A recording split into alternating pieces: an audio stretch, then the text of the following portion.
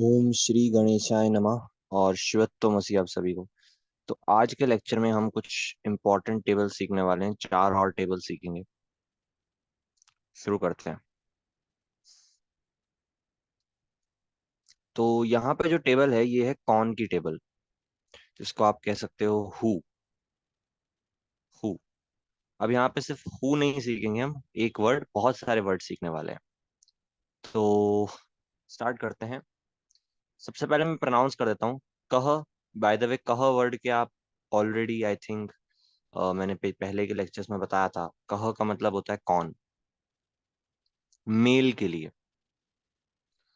कह कौ के, कम कौ कान, केन काभ्याम कैः, कस्मै काभ्याम केभ्यः, कस्मात् काभ्याम केभ्यः, कस्य क्योः केषाम्, कस्मिन् क्योः केषु। ठीक है। अब इसके बाद क्या होता है, इसका मैं मीनिंग बता देता हूँ। कह का मतलब होता है कौन। कह का मतलब होता है कौन, बेसिकली मेल के लिए यूज करते हैं हम। कौ का मतलब होता है कौन दो, और के का मतलब होता है कौन सब, या कौन, बेसिकली प्लूरल के लिए अगर हम यूज करते हैं तो इसका मतलब ये भी हो सकता है किसने। ठीक है। किन दोनों ने, किन सब ने, ये भी इसका मीनिंग निकल के आता है। तो एक बार मैं फिर से रिपीट कर देता हूं। कहा मतलब कौन, मेल्स के लिए है ये टेबल, ये भी ध्यान रखिएगा। कहा मतलब कौन, कऊ मतलब कौन दो, और के मतलब कौन सब, कम मतलब किन को, किन दोनों को, किन सब को, केन किन से या किन के द्वारा, किन दोनों से या किन दोनों के द्वारा, किन सब के द्वारा।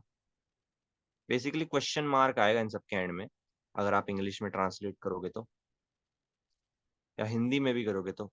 कस्मई, किसके लिए, किन दोनों के लिए, किन सब के लिए। किन का, किन की, किन के, किन दोनों का, किन दोनों की, किन दोनों के, और किन सब का, किन सब की, किन सब के।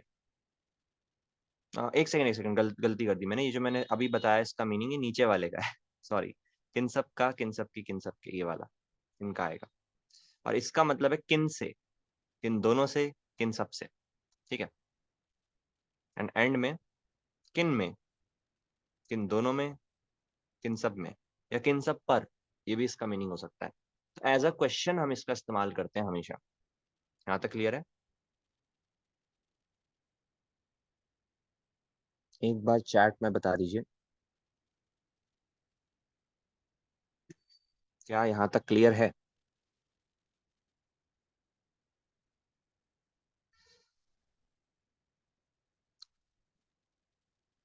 हम्म।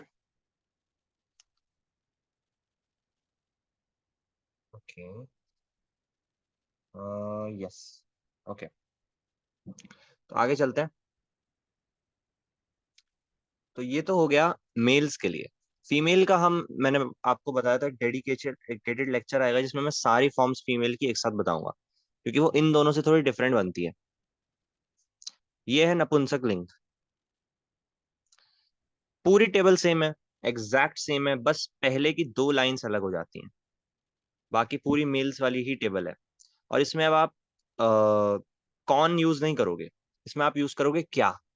किम का मतलब होता है क्या, हमने सीखा ही है। क्या, या फिर किसने, ये भी यूज कर सकते हो। क्या दो, और क्या सब, क्या सब बेसिकली, या क्या सब ने। इसका मतलब होता है किन को, किन दोनों को, किन सबको। और बाकी का मतलब वही सेम जो हमने अभी सीखा पूरा का पूरा। तो सेम टेबल रहेगी। किम के कानी, किम के कानी, केन काभ्याम कैः, कस्मै काभ्याम केभ्यः, कस्मात् काभ्याम केभ्यः, कस्य क्योः केषाम्, कस्मिन् क्योः केषु।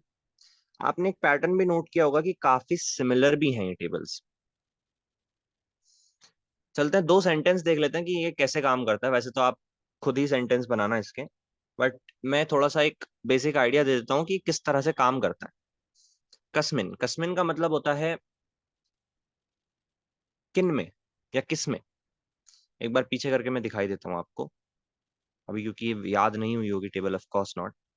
एक second, some problem with it. या कस्मिन आप यहाँ पे देख सकते हो।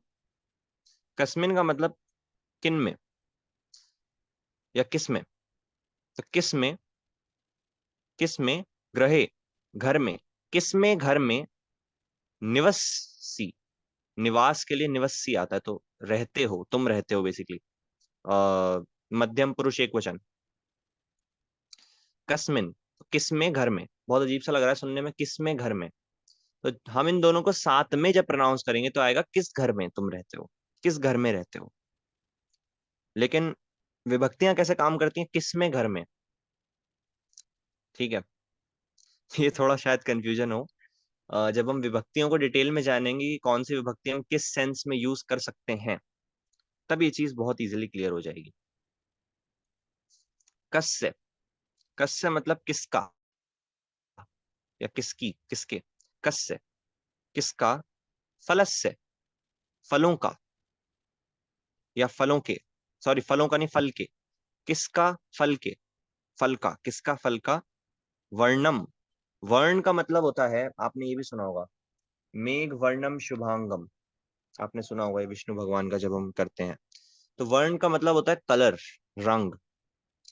तो किसका फल का वर्ण रक्तम, लाल है। ये भी क्वेश्चन मार्क है। किसका फल का रंग लाल है। बहुत अजीब सा लग रहा है सुनने में। इन दोनों वर्ड्स को कंबाइन कर दो, किस फल का रंग लाल है। ये चीज क्लियर हो गई, तभी आगे चलेंगे। बता दीजिए एक बार।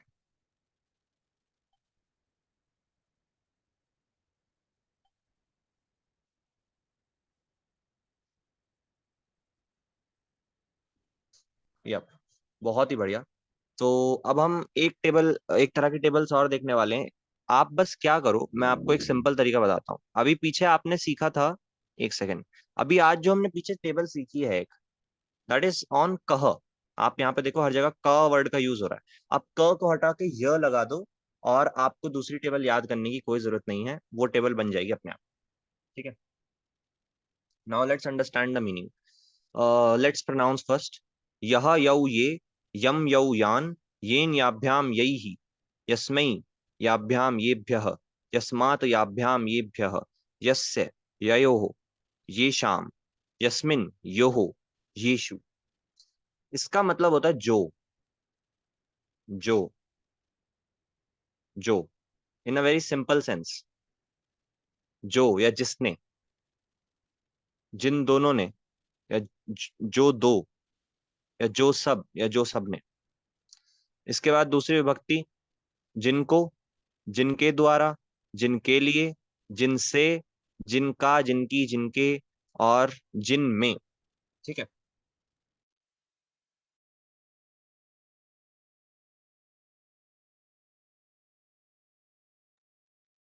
ठीक है, आगे चलते हैं। तो आई थिंक ये वाली टेबल वही बनेगी, जिन जिन दो के द्वारा, जिन सबके द्वारा, या जिन सब से, ये भी यूज कर सकते हैं। और यहाँ पे जिन सबके, जिन दोनों के लिए, जिन सबके लिए, तो पूरी की पूरी टेबल उसी तरह से काम करने वाली है। जिन का यूज होगा, तो अभी जैसे एक गाना चल रहा है उसमें, जिसकी रक्षा के लिए जो वक्त बदल दे काल का, तो ये सब वर्ड्स आप इन सब वर्ड्स का यूज करके बना सकते हो। ये तो हो गया। अच्छा हाँ, ये वाली टेबल भी मेल के लिए होती है, फीमेल वाली हम बाद में देखेंगे, मैंने बताया था। मैं ट्राई करूंगा कल के लेक्चर में ही बता दूं, फीमेल की जितनी भी टेबल्स हमने सीखी हैं सारी की सारी फॉर्म्स सीखनी है जितनी हमें। यत, अब नपुंसक लिंग में देख लेते हैं सेम टेबल को। ठीक है। नपुंसक लिंग में अगेन पुल्लिंग वाली ही टेबल यूज होगी, बस ऊपर के दो चेंज हो जाते हैं। यत ये यानी, यत ये यानी, उसके बाद पूरी टेबल सेम है। तो इसका मतलब हो जाता है जो, मतलब मीनिंग वही रहेगा, बस नपुंसक लिंग है। जो, जिन दोनों को, सॉरी जो, जो दोनों, या जो सब, या जो सब ने, जिन सब ने, इस तरह से भी यूज कर सकते हो। जिनको, जिन दोनों को, जिन सबको, वही सेम पैटर्न में फिर पूरी की पूरी टेबल आ जाती है। और आप यहाँ पे अब सिचुएशंस को भी ले सकते हो, जो अगर ऐसा हो गया तो मतलब काफी तरीके से ले लिया जा सकता है। अब थोड़े से सेंटेंस देख लेता हूँ, सॉरी देख लेते हैं। पहले बताइए, आपको यहाँ तक क्लियर है सब? उसके बाद ही आगे चलें। बस 4 सेंटेंस देखने, उसके बाद क्लास हम एंड कर देंगे जल्दी। यह लिखती सह लेखक, यह लिखती, जो लिखते हैं, जो लिखते हैं, सिंपल, जो लिखते हैं, यह लिखती सह लेखक, वह लेखक है। सह लेखक, अस्ति भी लगा सकते हो आप एंड में, एक ही बात है, सह लेखक। अच्छा, अगर इस सेंटेंस को मैं चेंज करके यहाँ पे ऐसा लिख देता, यह अलिखत, यानी पास्ट टेंस में ले गया, तो क्या हो जाता? जिन्होंने लिखा, जिन्होंने लिखा, इस तरह से। तो 5 लकार हैं, इतने सारे वर्ब हैं, और ये सारे वर्ड्स हैं, मिला के हम पता नहीं कितने सेंटेंसेस बना सकते हैं अगर बनाने बैठे तो। सह लेखक, वह लेखक है। यह पढ़ती, जो पढ़ते हैं या पढ़ता है, एक। सह पाठक, वह पाठक है, या वह पढ़ने वाला है बेसिकली। ये शाम, ये शाम कौन सी विभक्ति है? अब मैं बार बार पीछे करके नहीं दिखा रहा। ये शाम होती है सप्तमी विभक्ति बहुवचन। इसका मतलब होता है जिनका, जिनकी, या जिनके, ठीक है, प्लूरल फॉर्म में होता है ये। तो जिनका, अब आगे वर्ड जो है वो देखिए विद्या है, तो विद्या के लिए जिनकी ये यूज होगा, ठीक है। तो जिनकी विद्या नास्ति, नास्ति मतलब नहीं है, न अस्ति, नास्ति मतलब नहीं है, जिनकी विद्या नहीं है, ते मतलब वे, मूर्खा, मूर्ख हैं, जिनकी विद्या नहीं है वो मूर्ख है। अब इसको हिंदी में अगर कोई लिखना चाहे तो इस तरह से होगा, जिन, जिन पर विद्या नहीं है, जिनमें विद्या नहीं है वो मूर्ख है। लेकिन यहाँ पे एग्जैक्ट मीनिंग क्या निकल रहा है? जिनकी विद्या नहीं है वो मूर्ख है। तो संस्कृत का विभक्तियां थोड़ी अलग काम करती हैं। को भी हो जाएगा, जिनको विद्या नहीं है, वो ज्यादा सही रहेगा। हाँ, लेकिन यहाँ वो सेंटेंस ऐसे काम नहीं करेगा, सेंटेंस ऐसे ही काम करेगा ये, विभक्तियों के कुछ रूल्स होते हैं। यस्मात, यस्मात कौन सी वाली विभक्ति होती है, एक बार मैं दिखा देता हूँ। हालांकि यस्मात का मतलब होता है जिनसे, बेसिकली अलग होने के सेंस से, जो है पांचवी विभक्ति, पंचमी विभक्ति। जैसे हमने सीखा था वृक्षात, तो वृक्ष से अलग होने के सेंस में। तो यस्मात मतलब जिन से, एक से, ठीक है, जिन, जिससे या जिस, जिन से। सर्वम, सर्वम मतलब सब, सब जगत। उद्भवती, उद्भवती मतलब उत्पत्ति जिस होती है, जिनसे पूरे जगत की उत्पत्ति होती है, तस्मई, उनके लिए, नमः, नमन, जिनसे पूरे जगत की उत्पत्ति होती है उनके लिए नमन। क्या क्लियर है? कोई डाउट एक बार बता दीजिए।